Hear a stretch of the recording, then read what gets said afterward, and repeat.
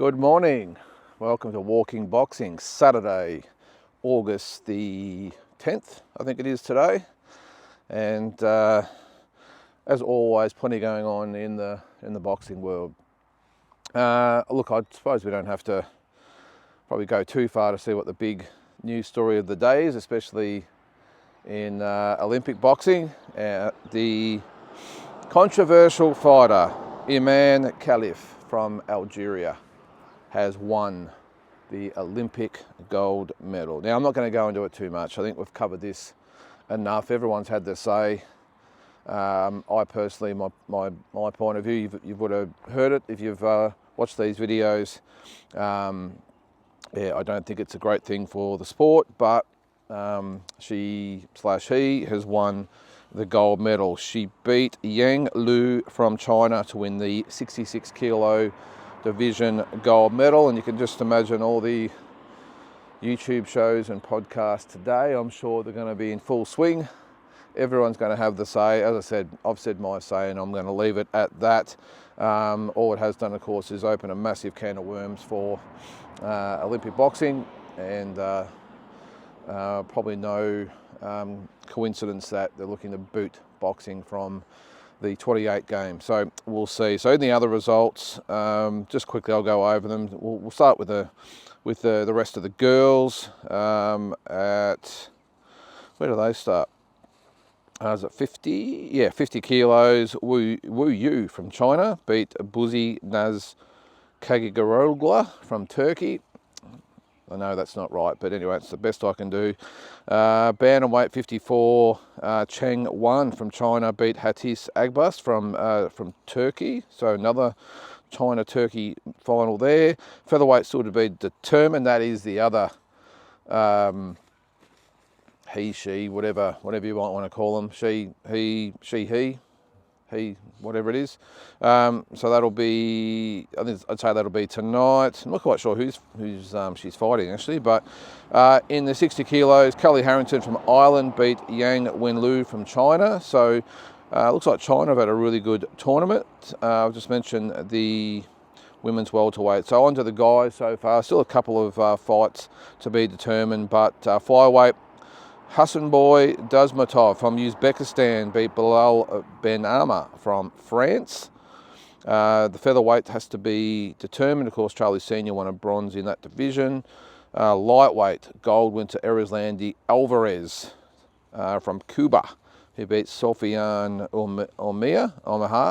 Omaha from France, not sure.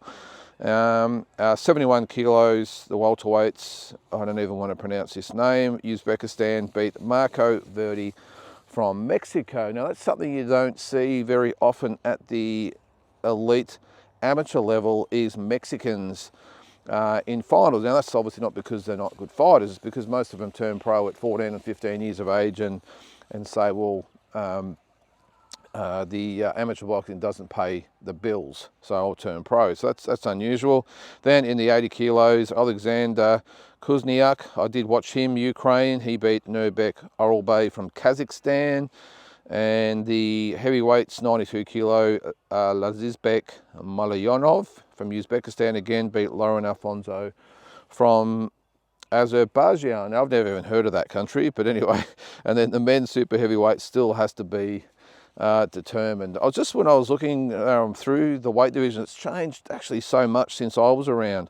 Now it used to be, it was 48 kilos, 51 kilos, 54, 57, 60, 63.5, 67, which is where I competed, 71, 75, 81, and then 91. Was it 91? And then 91 plus, I think it was. So pretty much I'd be screwed, because at the moment they go from 63.5 to 71. Now, sometimes I think in the pros there's too many divisions, but in the amateurs I've got to say there's not enough. There's not enough divisions. There's 6 kilos between divisions. That is a lot of weight, especially for someone like me that was really in between.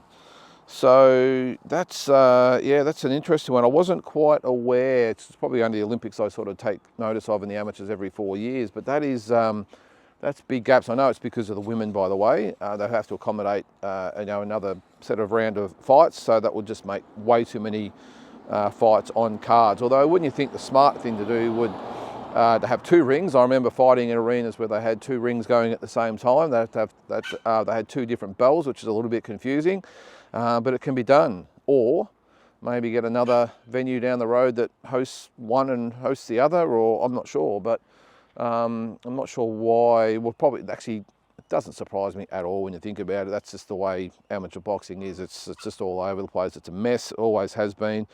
So let's not have integrity. Let's just cut out divisions and make it hard for maybe a lot of good boxers who maybe either are too small to go up and a bit big to go down, which is a little bit like me. I fought, as I said, at 67. Now getting down to 63.5 would have been a stretch for me. I walked around at probably 73, I suppose, and got down to 67. Now you might say, well, why don't you just go up to 71? Well, that's because I'd be fighting guys probably coming down from 78 to 80, big guys. I remember even just sparring, with light middleweights and middleweights. I mean, the difference is there. So anyway, it was just a point that I saw. So that's pretty much the Olympics are coming to an end. And look, I suppose with the Aussies, probably a little bit of bittersweet, I suppose. We did get the bronze, or 2 bronze medals. I did think it was probably, actually did say the other day, I thought it might have been the first time that had ever happened. Apparently it's not. I read somewhere, one of the newspapers the other day, that it happened a few years ago as well. I'm not quite sure what year it was, just as I get Neil here, because he's decided to go into someone's front yard. We can't have that. Come on, buddy. Come on. Come on, let's go. Little shit. He doesn't care. He'll just go wherever he pleases. I'll grab onto his leash. Yeah, but the two bronze medals. We had 9 fighters eliminated in the first fight. I don't really subscribe to any criticism. I think just looking at our fighters compared to the other countries, we're very, very close. Very close. And even though we lost the 9 fights first up, they're all competitive fights. Well, more competitive than what they had been in the past. And I just think we're really on the cusp of maybe just, things will click, and in one Olympics, we'll get a gold, a silver and a couple of bronzes, whatever it might be. Easier said than done, of course, because when you've got a powerhouse like the USA, who the best they've done so far is 1 bronze, just, I suppose, goes to show just how well we've done, and how even it is out there in world boxing. On to this weekend, really looking forward to tomorrow's fight between Vergil Ortiz and Serhii Bohuchuk. I did hear yesterday it was Bohuchuk. I always called him Bohuchuk. Maybe that's my Aussie accent, but it's Bohuchuk. So yeah, I think that'll be explosive. Now these guys, I think off the top of my head, Ortiz is 21-0 with 21 knockouts, and Bohuchuk is 23-1. Or is it 24-1 with 23 knockouts? So you got a feeling this is not going the distance. I'm really curious to see how Vergil Ortiz goes against a legitimate 154 pounder, because we've got to remember he hasn't technically fought at 154 yet. He come up from welterweight, of course, which is 147, and I think his 2 fights, one was at 156, one was at 155 or 155 and a half or something like that. So he's never actually made the 154 pound limit. I think he'll make it. I'm pretty sure as of this recording, the weigh-in's probably on about now, so I'll check it out when I get home. Yeah, I think it'll be explosive. I'm really intrigued to see how Ortiz goes against a quality 154 pounder. I think he should get the job done. Bohuchuk is a very, very good fighter, but I just think if Ortiz is the fighter that we think he is, he'll get Bohuchuk. It's interesting to see whether he'll get him out of there or go to decision, because even though they've both had so many knockouts, I can almost see this going to the cards because it's such an even fight. So I'll stick with Vergil Ortiz. I'm going to put my neck out there and say he's going to win it in the later rounds by stoppage. He'll eventually chop Bohuchuk down and win that interim title, and then Does he go on to fight, who is it, Crawford? That seems to be the word at the moment. I think it changes all the time. Don't write off Tim Tszyu. I think there's, actually, having said that, I did see an article yesterday that Oscar De La Hoya actually brought up Tim Tszyu's name and said, oh, even though they're talking about the Crawford fight, he wants Ortiz and Tszyu. So what a fight that would be. Of course, they were supposed to fight last weekend. Maybe it's the boxing gods saying just not now. We'll let this fight stew a little bit, marinate, and when it happens, it's going to be, a massive, massive fight. That's Tszyu versus Ortiz. So, and I like the fact that Tim is probably having the fight with Murtazalia first. I know he's going to be no easy fight. He's going to be tough. But I think it's a better fight first up than maybe Ortiz. Ortiz is dangerous. Not that Murtazalia isn't either, but yeah, I think it's a better fight for him. Still with Oscar De La Hoya. I did see him yesterday as well with his clapback Thursdays. He's pretty entertaining, but I found it funny. He'll take any opportunity to get stuck into Canelo, but come on, Oscar. Do you remember the tweet, or was it an Instagram or tweet or whatever he did a while back about Turki Al-Sheikh coming in saying, pretty much saying, this is my territory. No one comes into my territory. You wait. And now, a few months later, he's pretty much waiting in line to kiss the boots of Turki Al-Sheikh. And I still can't get over how sickening that was last weekend. Fair dinkum. Just to see the Drool Fest. And it was actually interesting. I was on the D-Style roundtable yesterday.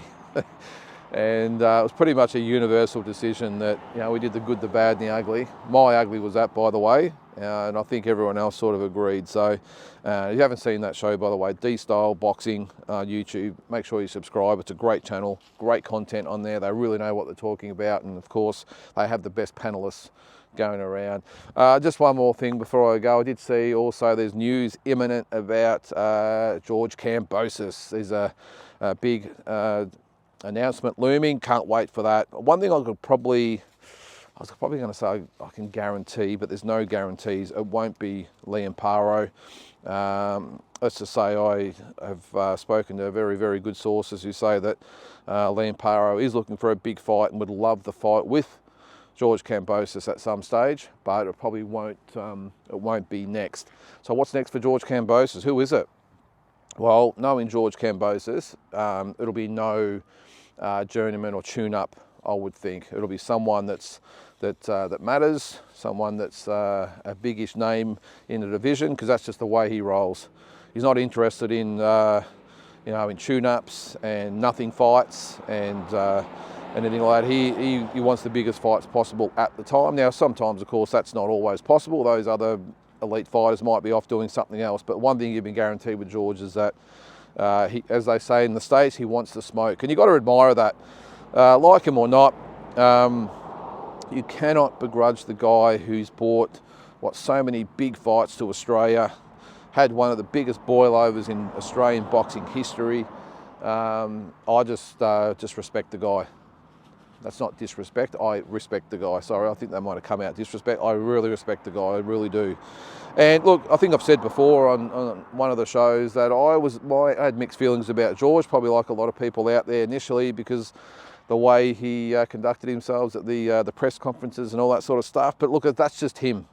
I had the pleasure of, when I was in Oklahoma last year for the Maxie Hughes fight, and him and his whole team, his dad Jim, the whole team, they were sensational. They welcomed me in, offered me an interview. I didn't take it because he'd already done about 10 at the time, but he was willing to hang around and give me a bit of his time. Just really humble.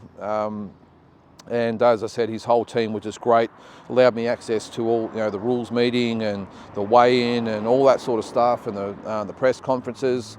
So I really appreciated that. Obviously come from the other side of the world, and they realised, I'd taken my time and spent my money to go over to watch George, and the least they could do was do that. So I really, really appreciated that. But yeah, having spoken to George, he really is, a very humble sort of guy who just, I think, uses the build up to the fight to get himself up. Different fighters do different things to motivate themselves. I think he loves the not necessarily the push and shove, but he loves the trying to get into his opponent's heads. He loves the stare downs. He really just backs himself. And yes, I understand recent form hasn't been overly great, but I think if you take all that away, you cannot deny that this guy is the real deal as far as backing himself and wanting the big fights, and not just wanting to what's the word? Not fake, but not being a champion or a fighter that takes the easy route, and maybe doesn't fight the best fighters out there. And look, I probably put Liam Paro in a similar boat there. The fact that he's got, we had the win over Subaru Mateus, and now he's looking at someone like George, but also he wants Jose Valenzuela, he wants Regis Prograis, he wants Teofimo Lopez, he wants maybe Devin Haney, he wants all those guys. I think it's fantastic. So, but would you expect anything less from Aussie fighters? That is just the DNA of an Aussie fighter these days, isn't it? We want the best, and we want them now. So, and look, again, just before I finish up again, you look at the state of play at the moment. You've got Jai Pattaya, who I'm sure I think with him there's another big fight being announced soon. You've got Tim Tszyu in a world title fight. Now you've got George, who will announce his fight. Liam Paro, I'm sure, will announce his fight soon. Hopefully the Maloney boys will get back on track. You've got the girls as well. And actually I did mention the other day, we only had 2 female world champions. Apologies to Shay Keneally, who has the WBA light heavyweight title. So we actually have 3 female champions, the 2 male world champions. Hopefully it'll be 3 soon, and then maybe even 4 with Alex Winwood. So who knows, by the end of this year we could have 4 male, 3 female, and maybe throw another one in there as well. Maybe one of the Maloneys gets a shot. Maybe it's George Kambosos gets a shot, who knows? But I just think it's a great time for Aussie boxing on top of what's going on at the Olympics. So look, I've waffled on far too long this morning, but I hope you have a great weekend. I'm hoping my Blue Boys can get the job done against Hawthorn tomorrow. I'm probably more hoping than expecting, to be honest. Fingers crossed. But if they've got any minerals, they will get the job done. So that's it, guys. We will speak to you tomorrow.